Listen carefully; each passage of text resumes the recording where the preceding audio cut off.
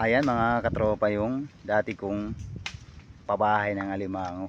Nakuhaan ko na yan dati 1 kilo. Ito yung butas niyan mga tropa. Parang mayroon mga tropa kasi naghukay ng panibago. Ayan.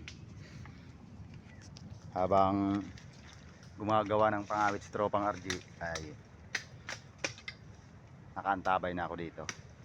Ayan mga tropa. Siya muna yung papakuhanin ko ng alimango kasi madudumihan yung bag ko. Veterans din yan mga tropa. Kung maalala nyo, yan ang dati kong kasama sa tropang madiskarte. Ayan.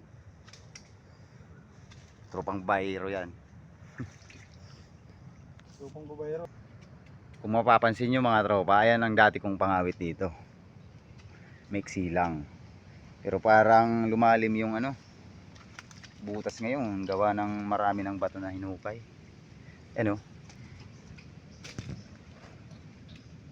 Hanggang dito sa taas. Yan ang mga kagat-kagatan ng alimango. Sana malaki ka.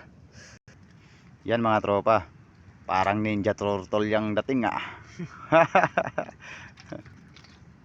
Mahilig naman yan si tropa magsubok eh. Yan.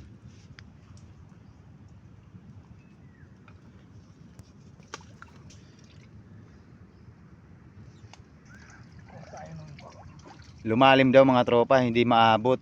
Kaya sabi ko sa kanya mga tropa, kapag di mo abot, pwede kang umupo o pwede mong higaan para maabot mo. Diba?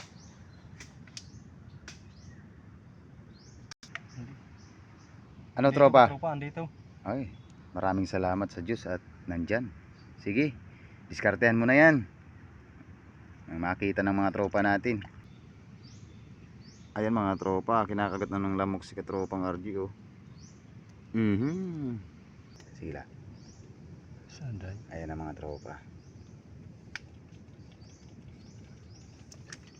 Ayun. Sige, takbo. Takbo. Gapang Samuel. Oy, masikip siya dun.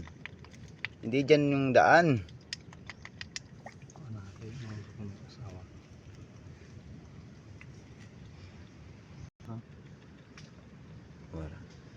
Ayan mga katropa, nagpupumili talaga. Oh, sumipit pa dun sa isang ugat ng bakaw. Ayan mga katropa. Yan, tatalian ni tropang RG. You know, ninja turtle. Unang pagkasama namin ngayon mga tropa. Galing siya kasi sa Maynila. Unang blessing namin ito mga tropa.